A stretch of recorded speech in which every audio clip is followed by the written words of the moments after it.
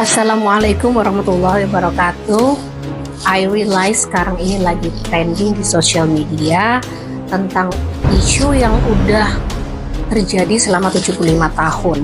Dan makin kesini tuh makin kesana nggak jelas. Dan juga karena mereka ini banyak orang-orang non-muslim yang mempelajari tentang Al-Quran. Seperti ada Megan Rice, Jack Attack, Nisha, Go Jordan, Alison, dan masih banyak lagi.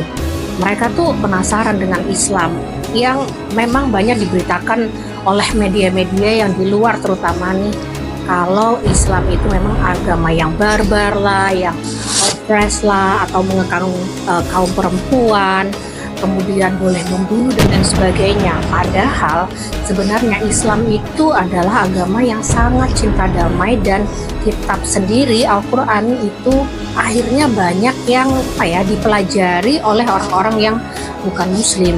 Dan mereka yang awalnya itu mencoba mencari keburukan-keburukan di dalam Al-Quran malah mendapatkan hidayah dari Allah Subhanahu wa Ta'ala, alias mereka convert to Islam. Subhanallah ya.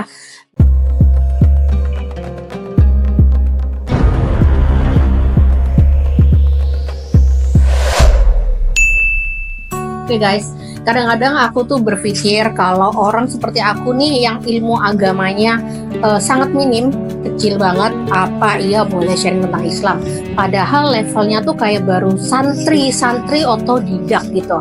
Tapi setelah aku cari tahu nih, ada perkataan Rasulullah dari Imam Al-Bukhari, yaitu balighu anni walau ayah gitu, yang artinya sampaikan dariku walau satu ayat gitu. Walaupun ilmu kita tuh masih minim, masih kecil, masih nggak ngerti apa-apa, tapi kok nggak ada salahnya juga sih kalau kita tuh menebarkan kebaikan dan kebenaran tentang Islam itu sendiri, ya kan? Misalnya nih, kamu bikin status, udah sholat belum, udah buka puasa belum, atau apalah gitu. Nah, yang lihat status kamu itu nyadar kalau dia tuh belum sholat gitu, dan dia segera sholat karena melihat status kamu. Berarti kita insya Allah sebagai pengingat dan reminder gitu bagi mereka. Kamu udah bikin status apa nih tentang Islam hari ini? Oke guys, back to the topic yang sekarang lagi memanas. 75 tahun negara Palestina ini dizolimi. Jadi aku sebetulnya penasaran, ini awal mulanya kaum Bani Israel ini siapa sih? Nah, di dalam Al-Quran, Nabi Yakub disebut dengan nama Israel. Maka Bani Israel adalah anak cucu dari Nabi Yakub alaihissalam. Di dalam Al-Quran, sejarah Bani Israel itu juga banyak banget diceritain. Kaum ini disebut juga dengan kaum yang diunggulkan dari umat yang lain sebenarnya. Janji Allah ini berlaku selama mereka berpegang teguh dengan ajaran-ajaran Allah. Kalau kita lihat di surat Al-Baqarah nih ayat 74, Allah berfirman, "Hai Bani Israel, ingatlah akan nikmatku yang telah aku anugerahkan kepadamu, dan ingatlah pula bahwasannya aku telah melebihkan kamu atas segala umat."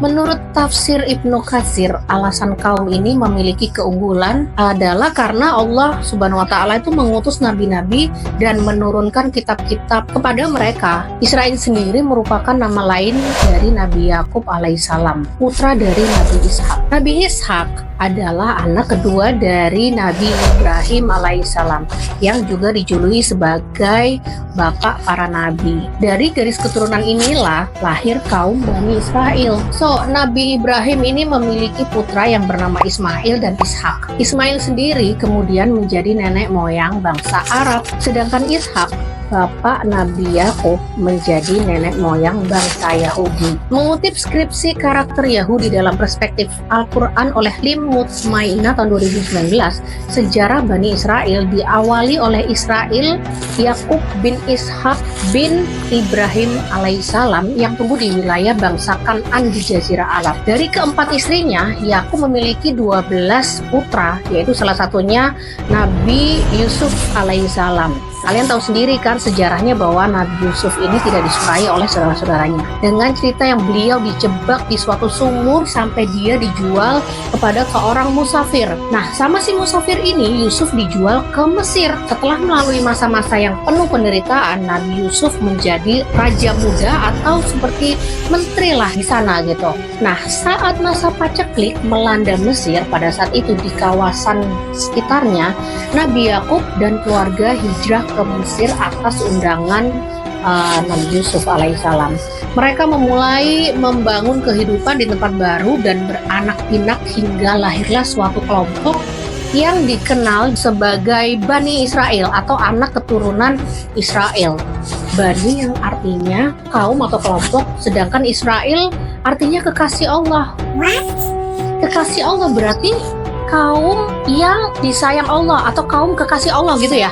Terus kenapa Allah jadi melaknat kaum ini dan kenapa akhirnya mereka nggak disukai oleh banyak orang atau kaum-kaum lainnya? Nah, komen ya di bawah ini.